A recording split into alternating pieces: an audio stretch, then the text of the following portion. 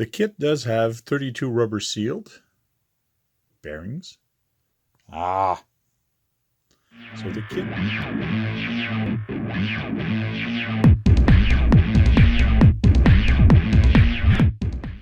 Hey guys, Tank here. Today I'm going to show you what I just picked up at the store. It's the RedCat GEN8 PACK. The pre-assembled chassis kit from RedCat. So this is the GEN8, but stripped down only to the bare bone chassis with the shocks. And there's a couple hop-ups in there and all that. So let's get to it, and let's show you some of the art on the box. I know some of you don't like it, but we'll make it very quick, and hopefully it's not going to be too painful. But then we'll open up the box. So this one actually has the portal axle, of course it's got a slipper clutch, but it does have aluminum shocks and a bunch of other stuff that's aluminum also, and we'll go through it once we open up the box. Okay guys, keep in mind that for this is a kit, so you will need electronics, you will need batteries, you will need a radio, you will need your wheels of choice, and you'll need a body. That's to complete the pack. The kit does have 32 rubber sealed bearing throughout. It also has a lockable slipper clutch. That's interesting. This kit also has Mod 1 internal gears, which means they're metal gears, which is a good thing. And also 32 spur pinion gear. So it's always a good thing to know when you're buying other pinion. It does have a transfer case that's divorced, which means that's not attached to the transmission. And it does have Mod 1 gears, which means metal gears. This is one thing that's very interesting that I love about this truck. It does have the 5-degree caster angle and also 47-degree total steering. So this should really help on the trail to turn. It also has a wheelbase adjustable from 312 to 336. So it's got a lot of good flexibility. On the side of the box, we do have, it talks about the portal axles. And yes, it does have a metal gear cover, which is not plastic, which is good, should last longer. And it does have a CNC spool, and it does have metal gears in there, so which is a good thing. And, oh no, the server's not included. So, yeah, I knew that. I'm just toying with you guys. It does have a panhard, which is a good thing, and the chassis mounted servo. And now the long part. We have to go through all the reading here. No, we don't. Let's just say we did. So it does have chassis mounted steering, like I mentioned. It does have aluminum coil over shocks, which is good. Front mounted motor position and a lockable slipper clutch, which we covered a little while ago. And chassis mounted floor plan, which is always good to put your electronics on. Bumpers, 9mm thick mounting posts. You also have a trailer hitch and LED ready.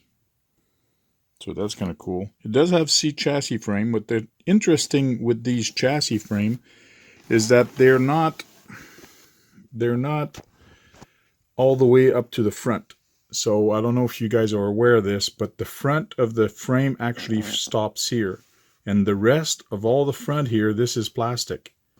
So this is the part here that actually shows.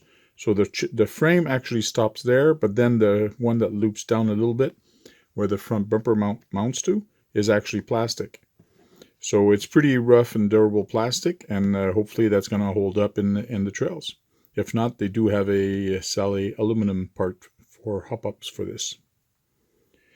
Suspension is adjustable, so there's 3 positions that you can actually move the suspension here and there, and also on the shock. So if you move it there, you got to move it there. So everything is geometry, and you do have a nice little receiver box and winch ready bumper. The hole's already done. So let's open up the frame. The seal is all there. It's not broken. So let's open up this little puppy.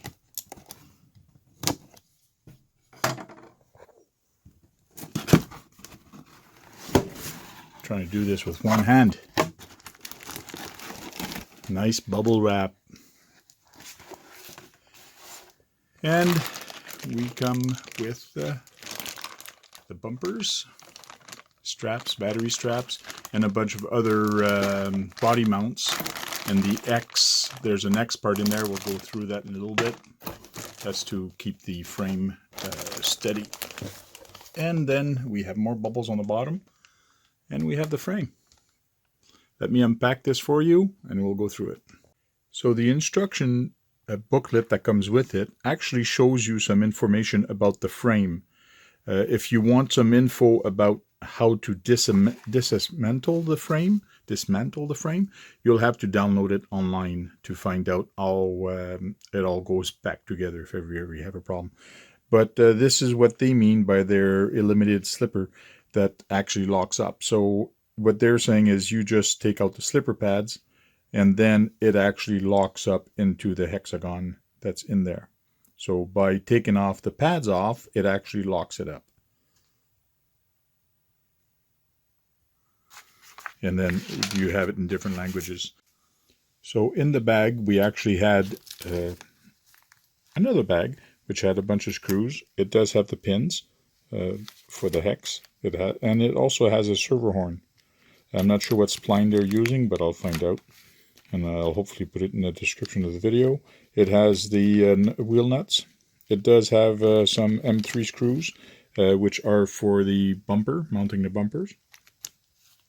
It does have some control wires, some extensions, so you can put it on out of the receiver box. Like that, you don't have to keep opening the receiver box and keeps it nice and waterproof. 2 battery straps. You do have 2 long posts, that's for the back. And it also has this X brace that's actually done for, it's actually for stiffening up. So you actually put it like that. And it's got little screws that's in the bag to actually mount these. And this stops it from wobbling. So when you have a long body, it just keeps everything together. And then you have the 2 short ones. And we have the Redcat Bumper. These are huge. The pins for it, the mounts. So they should be very durable. Very nice thick plastic. And they do have the buckets for the LED, which is a nice thing.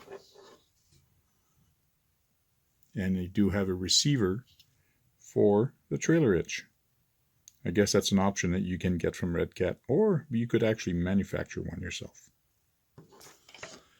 And there's a frame. Put the camera down and let's go through it. So the frame. We have nice metal shocks. I'm pretty sure they have oil in them right now. They are a little bit, which is nice. They are on an angle a little bit. There's an angle this way and an angle that way. They all angle out a little bit.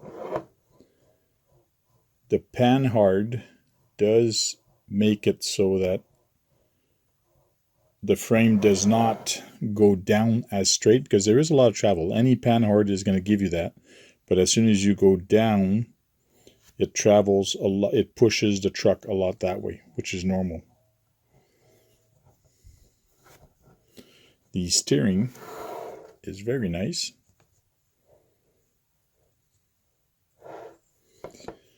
You do have a truss mount, and these are the truss mount I was talking about that are plastic from here all the way up to here. This is all plastic. They do have this mount that goes across it, and this is basically to hold the 2 body posts. But I guess they could be taking it out if ever you put a 3D engine onto here. Or mold it around there for the 3D engine actually. Actually use this. This is for to actually install a fan to cool down your motor. But you could mimic and do a fake 3D engine on it. Battery tray is nice and big. And it's nice and low also. At the back we have the same thing for the body mount. And no, you don't need to put a fan there. There's no motor. Metal shocks at the back also.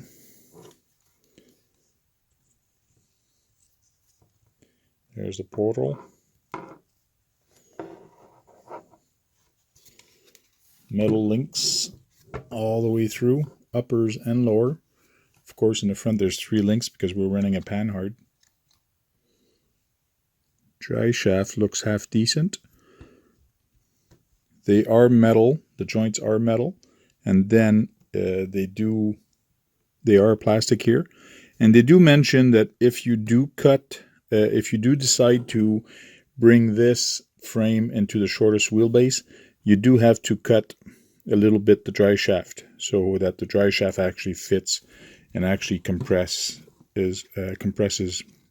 properly.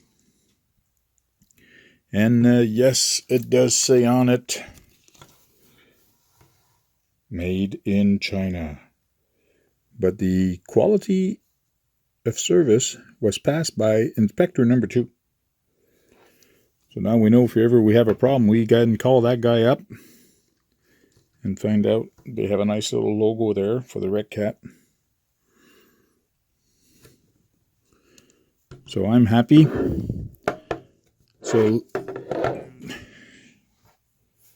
here you have the pretty much gives you how much of an angle, how much up it is from the pumpkin.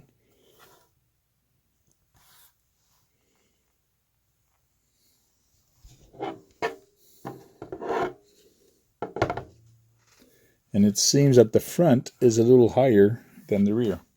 You have more clearance on the front than you do on the rear.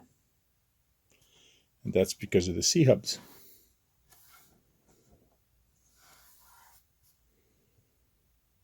That is so cool. Well, guys, this is the Redcat chassis.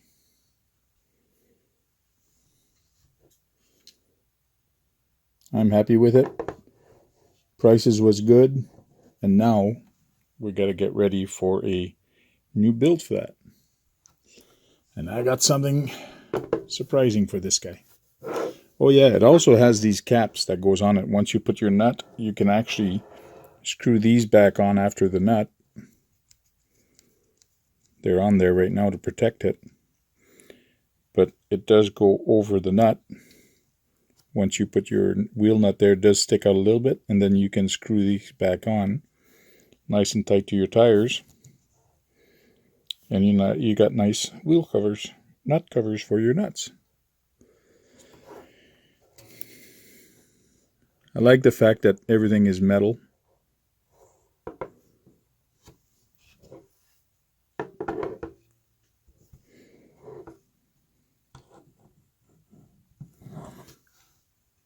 Transmission looks decent. That's a big metal. That's a big plate.